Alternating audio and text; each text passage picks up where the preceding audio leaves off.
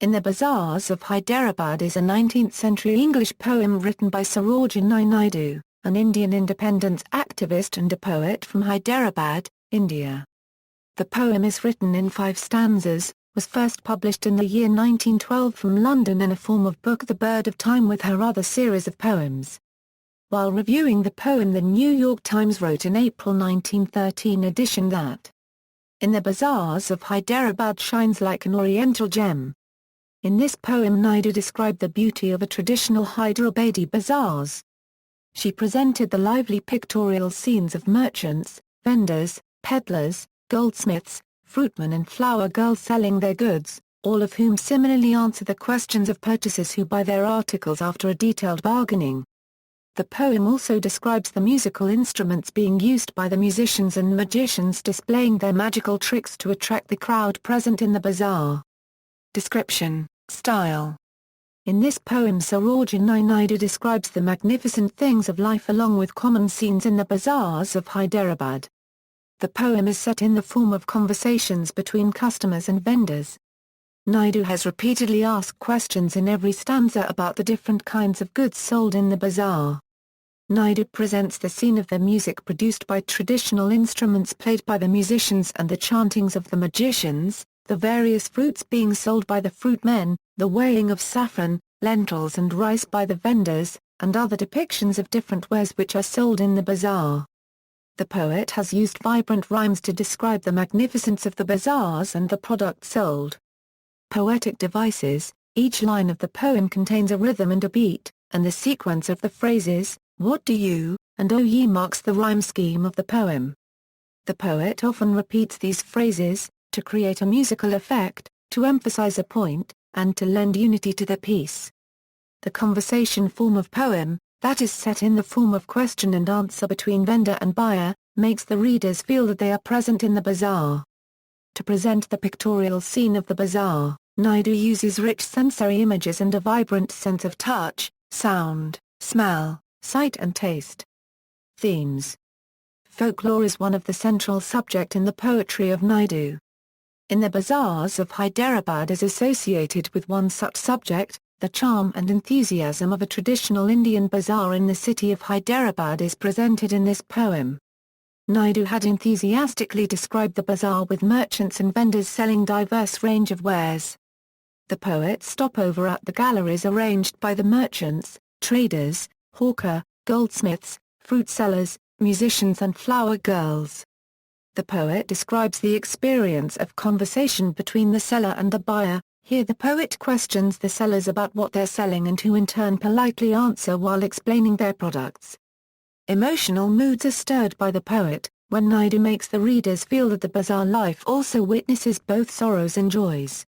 Wedding and festival occasions brings joy in the bazaar, a unregistered trademark life when people buy jewelry, garlands, fruits and children crowding near the magicians. The sorrow and sadness is witnessed when common public kitchens are arranged when the nobles or soldiers die and when flower girls are seen weaving masses of white flowers to be used for the dead unregistered trademark grave. Another theme in the poem is the Swadeshi movement, though not specifically mentioned in the poem. The poem was written during the Indian independence movement. Through the poem, Naidu encourages the Indians to buy goods from their traditional bazaars and she urges the countrymen to take part in the Swadeshi movement and boycott all foreign goods. Imagery. The poet has used vibrant senses of human body to describe the majesty of the Hyderabadi traditional bazaar. Visual depiction is described by the use of lively colors such as silver, crimson, purple, amber, blue, azure, red and white. Oral depiction is created through the melody of the sitar, the sarangi, the drums and the chanting of the magical spells by the magicians. Olfactory senses are stimulated through the use of the fragrances describing sandalwood, henna and the smell of flowers. Gustatory depiction is created through the portrayal of the fruits like lemons, pomegranates, plums and principal Hyderabadi foods such as lentils and rice. In the last, the palpable imagery is produced by the bells made for the pigeons. Lyrics. The text of the poem is as follows. In the bazaars of Hyderabad, what do you sell, O ye merchants? Richly your wares are displayed, turbans of crimson and silver, tunics of purple brocade, mirrors with panels of amber, daggers with handles of jade.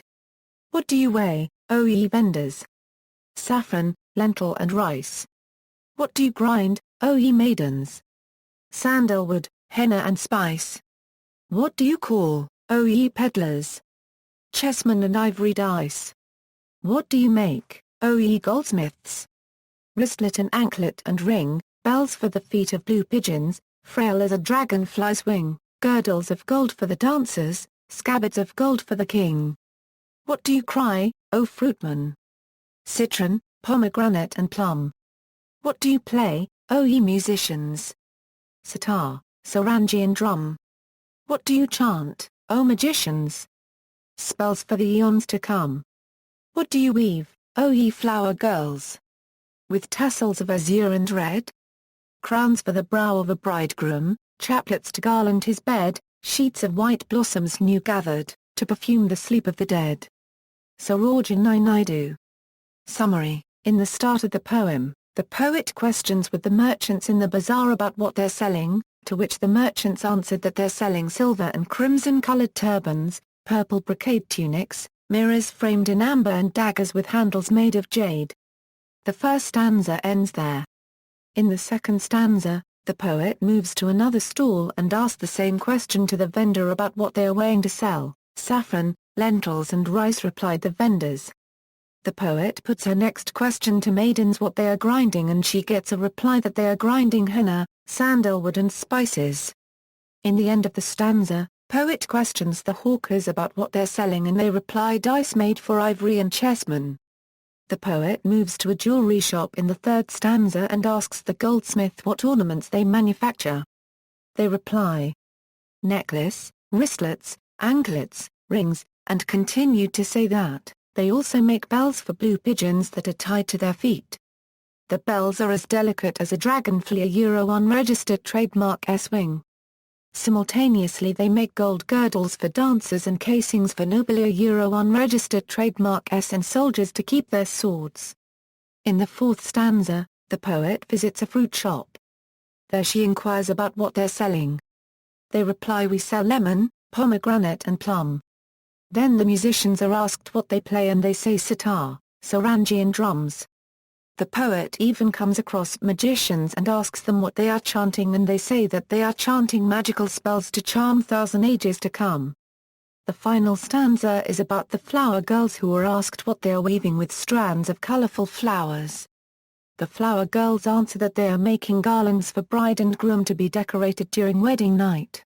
Alternately they also weave sheets of white flowers which are placed on graves for fragrance purposes. Popular culture. The poem is included in the syllabus of Indian secondary schools, civil services examination and in some of the universities of Europe. Some schools in India organize a skit-based play based on the poem to make their people understand the shopping experience in the bazaars, including the Hyderabadi biryani, the traditional ingredients used in the Hyderabadi cuisines, and the jewelry and clothing. Based on the poem, a play titled Love's Labour was conducted in Madurai by the students of Sri Meenakshi College for Women. The play was different from regular stage plays as it contained model sets of bazaars similar to Hyderabad. The play was organized to promote the literary work of women. The New York Times reviewed the poem in the edition of April 27, 1913 and wrote that, "To us of a colder, soberer clime the very name of this singer of the oldest land brings a suggestion of color and perfume, of strange twilights, of all the mystery and magic and swift bestowals of life and death that we traditionally associate with India. We are not altogether disappointed, for the Bird of Time contains much beautiful verse. In the bazaars of Hyderabad shines like an oriental gem." See also, Indian poetry, Indian English literature, references. External links, collection of Naidu's poems, a link to a book The Bird of Time. The lyrics bring the poetic achievement of Sarojini Naidu, by Drive P. V. Rajalakshmi, Best Indian Poems.